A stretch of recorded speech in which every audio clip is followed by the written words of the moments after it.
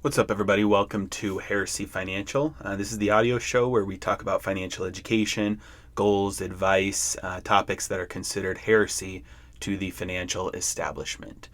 Today we're talking about how to get started with investing. This is for the beginner. This is for the person who's just getting started out. This is the kind of the complete guide to what to do if you've never invested before and know nothing about investing. Where do you start, and what are the proper accounts to use, the proper types of funds to use, and just in general the starting guide. So before we dive in here, I do want to mention that my book, it's called Financial Heresy. You can find it on Amazon, Kindle, paperback. It is also on my website at heresyfinancial.com. My book covers this, what we're talking about today, in a little bit more detail than what we're going to be able to cover today. So if you like what you hear, you want to get a little bit more detail, a little bit more nitty gritty. Go ahead and check out my book. Buy the Kindle. It's the cheapest way to do it, and it's a short read, so you'll have no problem getting through it and applying the practical steps in there. So if you are just getting started off investing, the first thing that you're going to need to do is figure out your current financial situation. Now that seems unnecessary, right? But I guarantee you do not actually know what your current financial situation is. You're going to say, "Yes, I do. I'm broke." Well, that's not exactly what I'm talking about here. So we're going to get out a piece of paper. On this piece of paper, you're going to draw a line down the middle. On the left-hand side, you're going to title it assets, and on the right-hand side, you're going to title it liabilities. Now, in other episodes, other videos, and even my book, I kind of give some different definitions for what assets and liabilities are here. Today, just for the purposes of starting out, we're going to go with the classical accounting type definitions of what an asset and a liability is. So on the asset side, you're going to list everything you own. That's of any value that you could potentially sell. So you probably aren't going to list your closet full of clothes, because you probably won't be able to sell those for any money. Even though they're things that you own, they wouldn't be able to be turned into cash. Now, if you have a Gucci belt, or some more expensive clothing items that you might be able to sell for a steep discount compared to what you paid for them, maybe you've got a collection of a collection of shoes or something like that. So if you want, go ahead and things like that, baseball cards, whatever. But go down the list and list everything you own. You own your car. If you don't rent your home, if you own your home. And go down the list there. Your savings account, list out the amount of all of these. So what they're worth, what you could turn them into cash for if you needed to. So you're going to go down the list here, list everything that you own, list the dollar amount, what you could sell it for, and draw a line at the bottom, and then add up all the totals.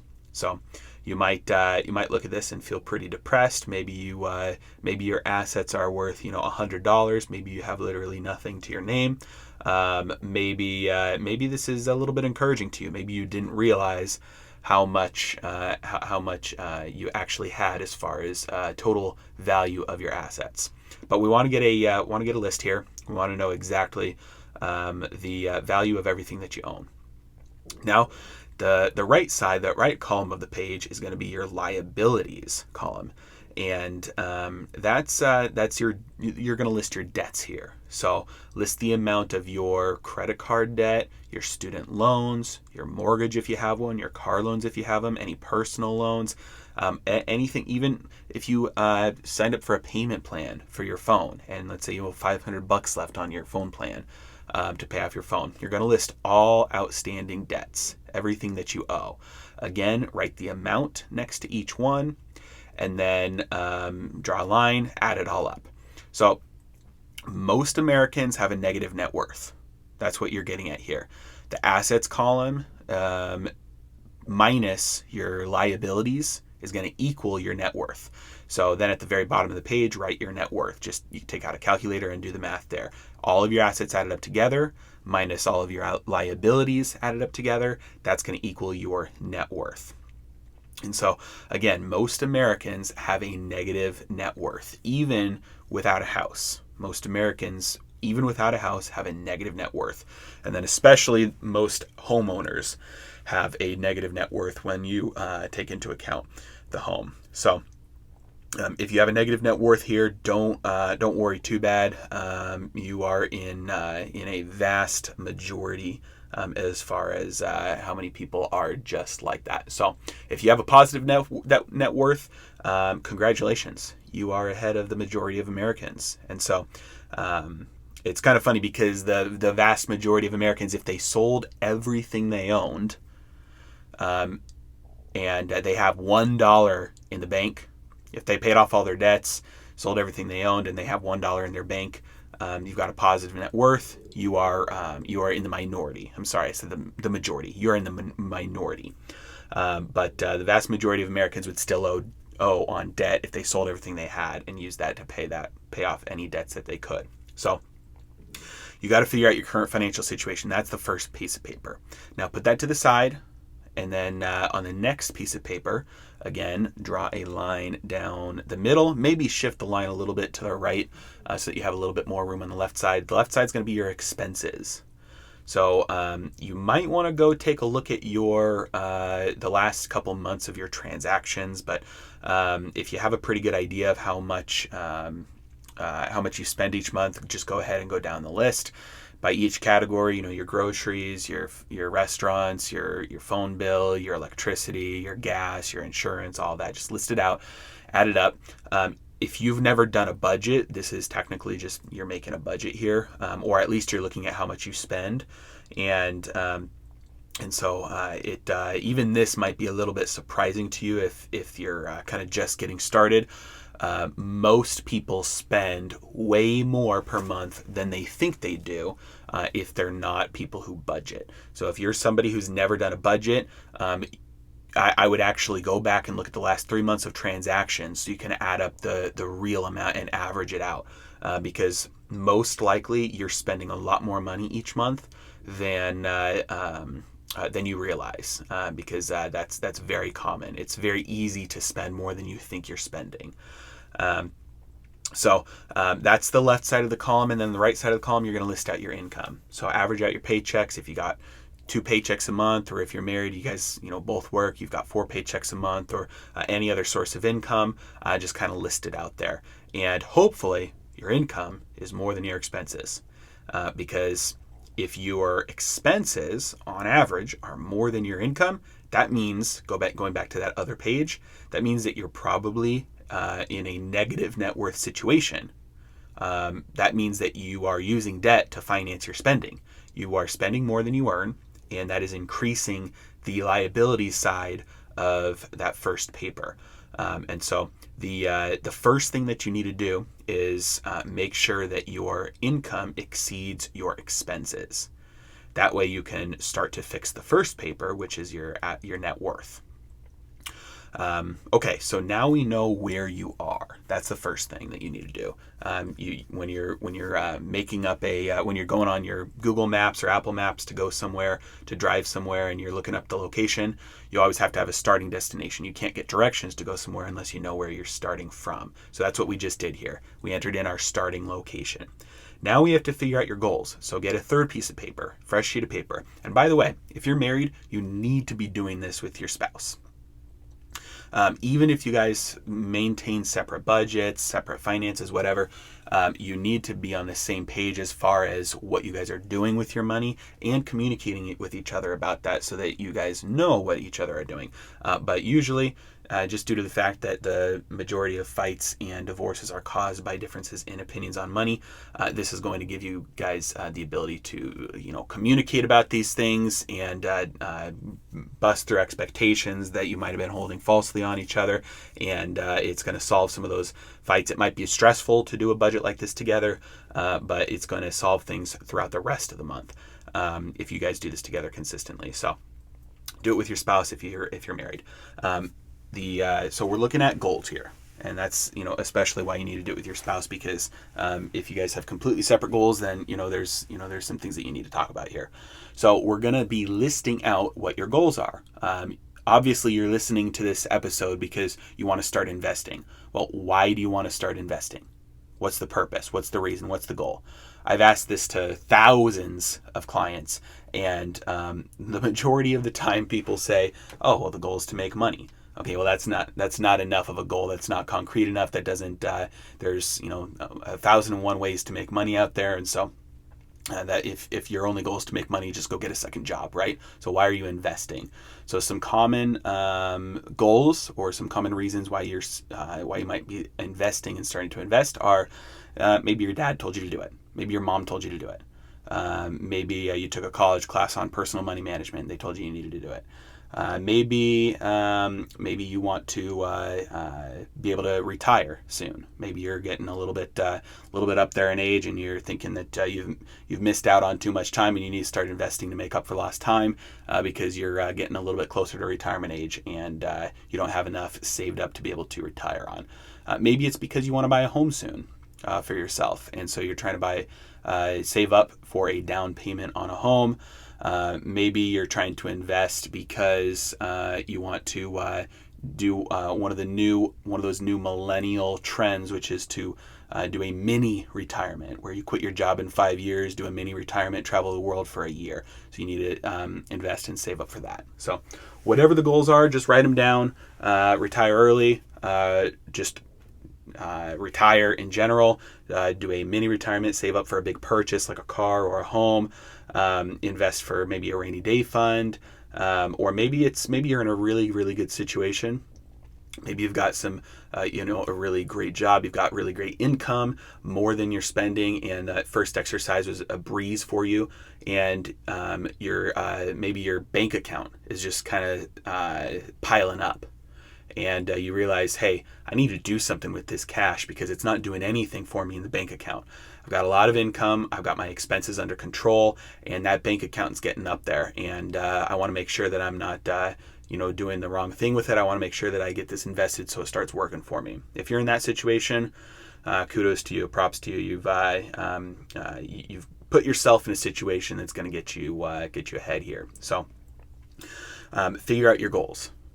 Now that you know your current situation and you know your goals, now we know a little bit more about what we need to do to get there. So you can just kind of look at this and figure out a couple things that you need to do. So if you are in a massive amount of debt, there's a good chance you might not want to start investing yet. Especially if that debt is high interest credit card debt. Because you're most likely never going to make more in your investing than you're going to be spending on the interest on something like a credit card. And so if you, depending on what kind of loans you have, that's going to be your first thing you're going to be looking at if you're even going to be able to invest, because quite frankly, your money is going to be working better for you if you're attacking that debt like crazy, especially if it's high interest debt, instead of focusing on investing right now. Because later then, once you get that debt paid off, you're going to have a lot more income at your disposal that you can use to kind of catch up on that investing. Okay, so those are the first couple of things that you need to do to kind of get the lay of the land, figure out where you're at. And let's say you've done those things and you're like, yep, I need to start investing. My debt's under control. My income is where it needs to be, and I need to start investing, whether it's for a house or for retirement or a car or whatever it may be. So before we dive into kind of the different types of accounts that you might be able to use, I'm going to take a little detour here, and we're going to talk about what stocks are and ETFs are and mutual funds are. If you've listened to me at all, you know that I think you should not be investing in bonds or CDs and cash, money, dollars, US dollars. That's not an investment. I did a YouTube video yesterday. You can go check it out. It's 3 things that are confused with investing. And I think my podcast as well. I think I put that up as a podcast as well. So there are money, speculations, and liabilities are things that people usually confuse for investing. So money, cash in your bank account, in your savings account, that's not an investment. You already know that if we're trying to invest, we're not trying to put money in the bank account. We're not buying CDs. We're not buying bonds. Those are not ways to invest. And so that leaves a couple of things. It leaves stocks, it leaves ETFs, and leaves mutual funds. Usually is the main three categories of how to invest. Yes, you've got real estate. Yes, you've got options. Things that are a little bit more advanced for our purposes today. Because this is the beginner's guide, how to start out. We're looking at the most basic and easy to understand and easy to implement, which are stocks, ETFs, and mutual funds. So before we talk about ETFs and mutual funds, we have to talk about stocks. Back in the day, we have the first company that ever went public. I think it was the Dutch East India Company, and basically they needed to raise funds. And so they said, hey, let's say, there's 10 of us, we own this company, we're going to go public, and we're going to split up the ownership of this company between, thousands of people.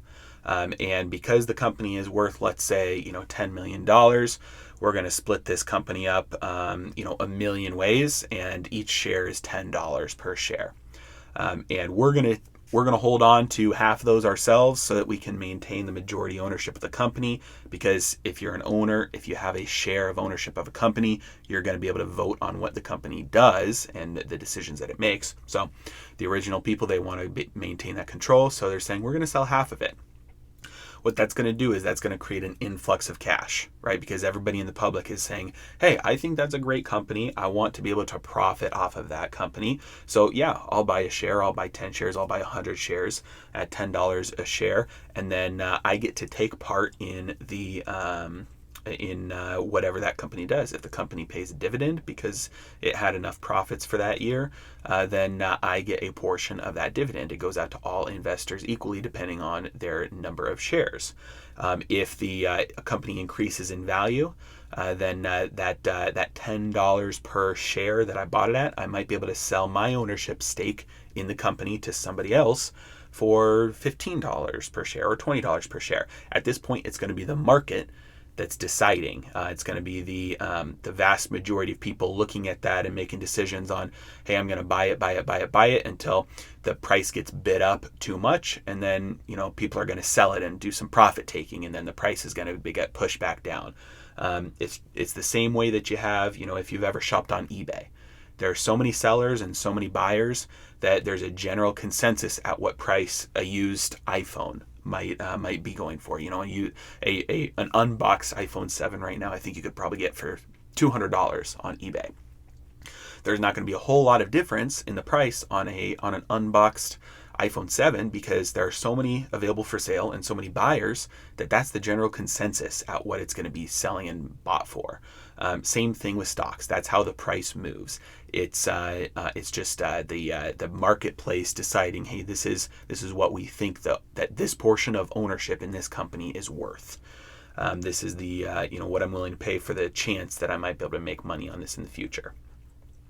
So what that means though is that when you buy a stock, that money is not actually going into that company. The first time they went public, it went to that company, right? All the people who initially bought shares, all that money went into the company's bank account, and they were able to use that in order to, start to grow the company even more. There was a big influx of cash. But now, when you buy a stock, you're just buying shares from, person, A down the street that bought shares from person B down the street from them that bought shares from person C down the street from them. So you're not actually buying shares from the company themselves. You're not actually giving money to the company. So you're just becoming the new owner of that portion of the company instead of the person that sold those shares to you. And so that's one of the reasons why I find it kind of funny when people want to invest in companies that are, quote unquote, socially conscious, whether they're, environmentally friendly or whatever. They have moral, issues or moral investing strategies. You're not giving that company money. By you buying those shares, it's not helping the company. By you selling those shares, it's not hurting the company. You're just becoming an owner of that company instead of whoever sold you those shares. And so there's really no influence that has unless you're a majority shareholder, unless you own 10% or more of the company, and you can actually influence, how decisions are made because you own so many shares that your vote matters. But apart from that, there's no impact that you buying those shares has on the value of the company or what those decisions of the company are. And so that's just another little side note there that I find funny. So that is what a stock is. And when the company then does well, people are willing to pay more for ownership in that company because then there's a chance that they can make money. So that's why stock prices move. Now we get to ETFs and mutual funds. And for the purposes of today's talk, I'm just going to tell you they're the same. Now, in reality, there are differences. In practical use, those differences don't matter to you. An ETF you can buy and sell throughout the day. A mutual fund you can only buy and sell once at the end of the day. For your practical use, that's the only difference that's going to matter. They're both just baskets of other investments. So imagine a company that the only thing they do with their money is invest in other companies. That's what an ETF and a mutual fund is. All they do when you buy shares, when they get money, all they do is they purchase shares of other companies. They purchase shares of stocks, or they might buy some bonds, or they might keep some money in cash. Or they might buy gold, or they might trade options. Whatever that ETF or that mutual fund's strategy is, they're going to implement that strategy with the money that they receive. So it's just like buying ownership in a stock, in a company, except that what that company is doing is not like Apple. They're not making and selling iPhones and MacBooks. It's not like Amazon where they're running a website, a giant e-commerce website with, movies and, all. You're just investing in a company that's taking that money and investing it equally among whatever companies it's invested in. So why would anybody choose an ETF or a mutual fund over a stock? Well, number one, if you go out to buy Amazon, you're going to have $1,800 to buy one share. And I'm going to just check the price right now just to make sure because the price moves a lot. $1,823.54 right now. And that's to buy one share. And then, because you can't buy a fraction of a share of an individual stock. So let's say you want to own all the technology stocks out there. Or let's say you want to own all the big company stocks. Or the small company stocks, or let's say you want to own all the stocks in the that are listed on an exchange in Hong Kong. There are mutual funds and ETFs that have. There's thousands of them. So any strategy you can think of, there's a mutual fund or an ETF that does that. So by you buying shares of that mutual fund or ETF, you're going to have the performance as if you were implementing that strategy yourself with your own money, as if you had bought equal amounts of, Amazon and Apple and Microsoft and all the other big technology companies, or every stock that's listed on the Hong Kong exchange, whatever the strategy is. And so you can put in, $1,000, and then that $1,000 is in performance. It's split up between, 1,000 different companies inside that fund. And so that's why people buy mutual funds and ETFs, because it's an easy way that's called diversification. It's an easy way to get your money spread out by the strategy that mutual fund or ETF employs. So that's a stock and an ETF and a mutual fund. The reason that that's important is because of what we're going to do next. Now we're going to, how do I start investing practically? What do I do? What are the steps that I actually take? The first thing that you need to do is call up your employer and see if your employer offers a 401k. If they offer a 401k, that's the place to start investing. The reason is 9 times out of 10, your employer is going to offer you a match. So if you put in $1, they'll also put in $1. And for all of their employees, they've reserved already funds to be able to afford this and pay for this. So by you not taking advantage of a retirement account that your employer provides, you are leaving money on the table. And so it's really easy. Call them up, say, do you offer a 401k or a 403b or a 401a or whatever type of organization you work with? Do you offer a retirement account? If they say yes, the next question you ask is, do you offer a match? Because that's essential. Do you offer a match? And if they do, your first goal, your first step is to invest enough to be able to max out the match. And so if they'll match you dollar for dollar up to $3,000, then you bump up your contributions to that employer-sponsored retirement account until you hit $3,000 a year. That way you're taking advantage of the full $3,000 that they've already reserved for you that you weren't getting before, because you're never going to get it in your paycheck. The only place they'll put it is that retirement account. So, okay, fine. Let's say they don't offer one. Let's say they don't offer a work-sponsored retirement account, or let's say they don't offer a match. Well, the next place you're going to move is a Roth IRA. Now, I'm generalizing here, so take this with a grain of salt. Talk to a CPA if you want to. But for the vast majority of people, the Roth IRA is going to be the next step. The Roth IRA is going to grow tax-free. So later in life, when you retire and start to pull money out of it, you're never going to have to pay a single dollar in taxes on any dollar that you pull out of that Roth IRA, whether that was from your original contribution or from growth. You're not going to have to pay taxes on that. That's different than a traditional IRA. The traditional IRA, you're getting a tax deduction by making that contribution.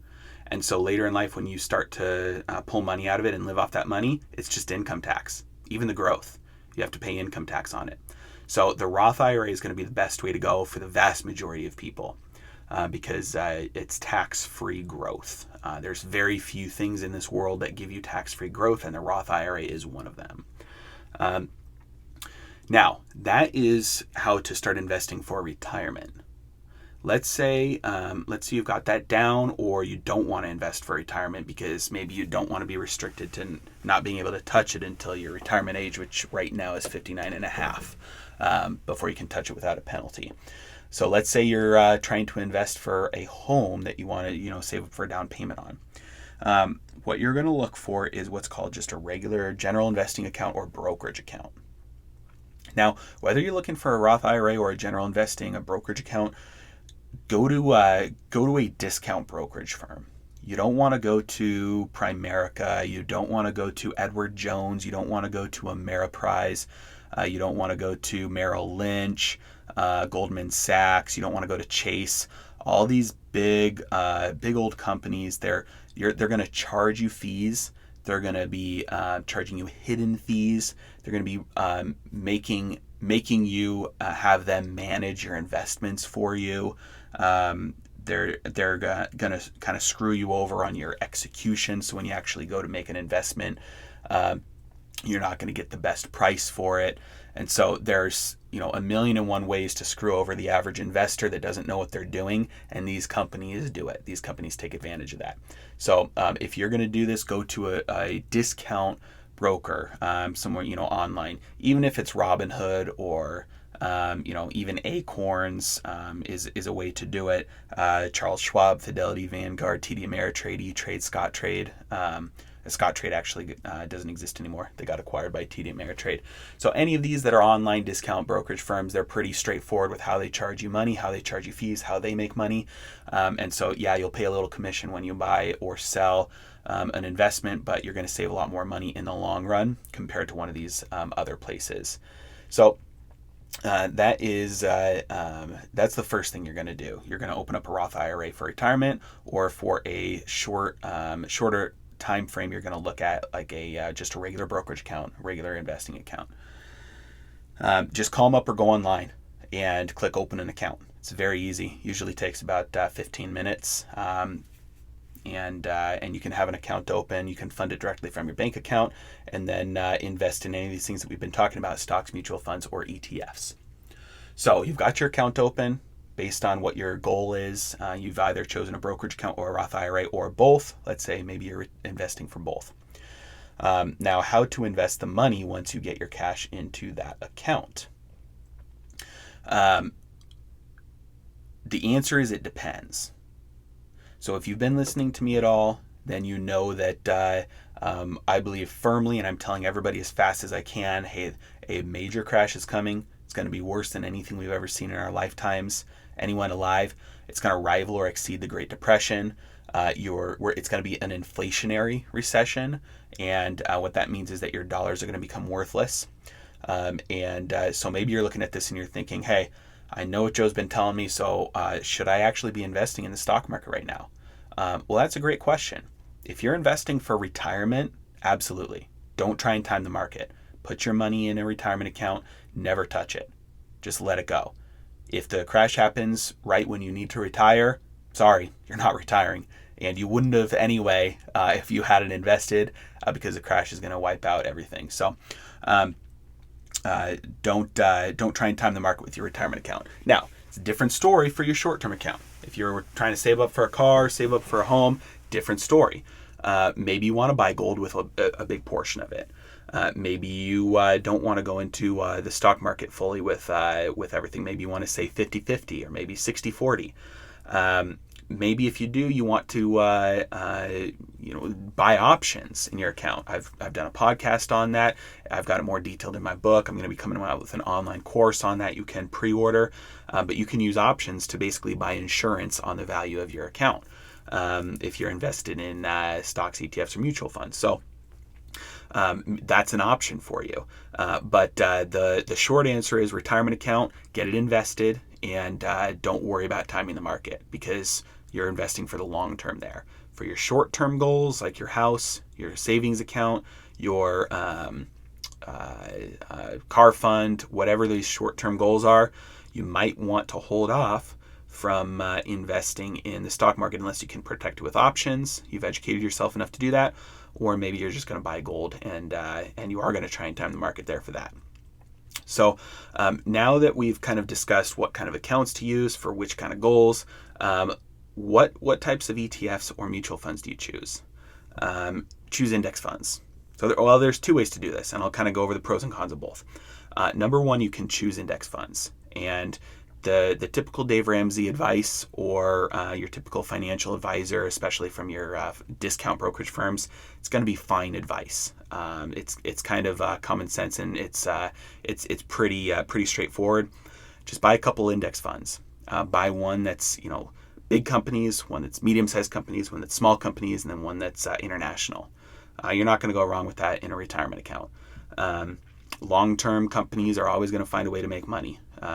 Regardless of what happens with the economy short-term, companies by and large will figure out a way to make money even if they have to move overseas to start making a lot of their money.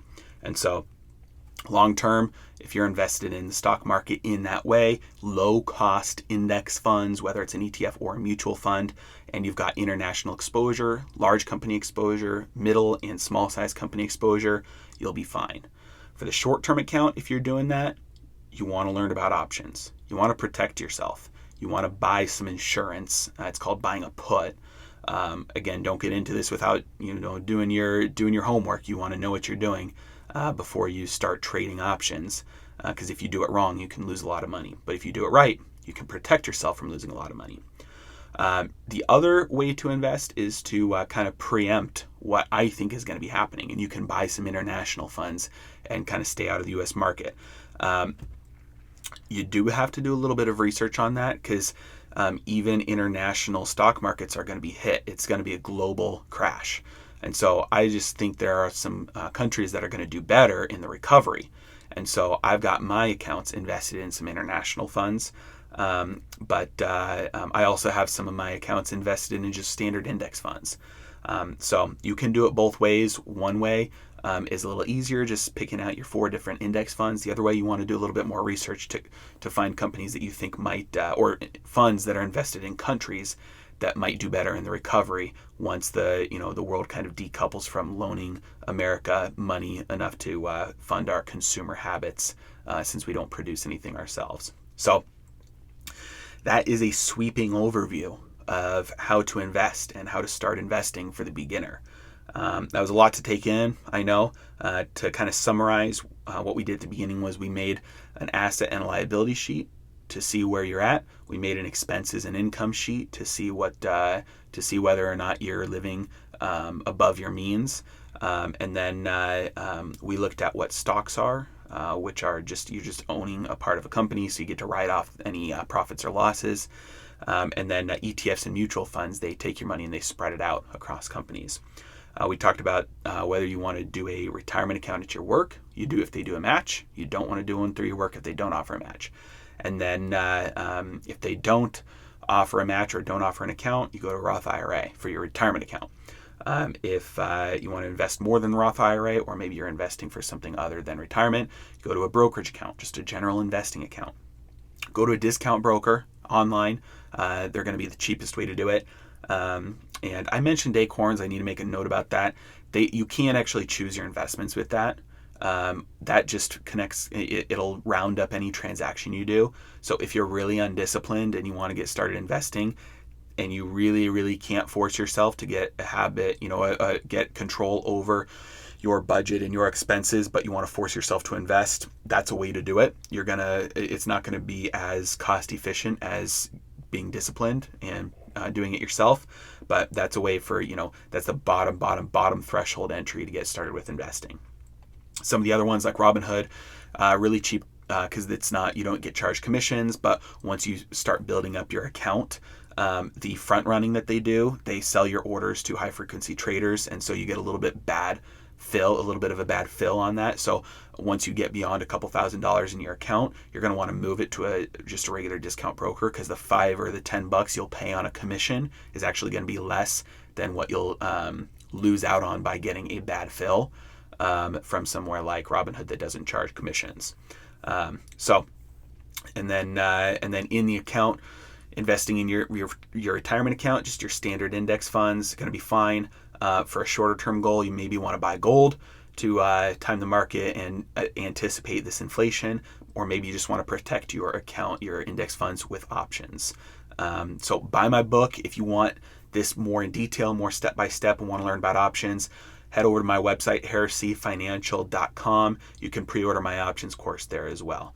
And if you have any questions, let me know. Thanks so much for listening, guys. You have a great day.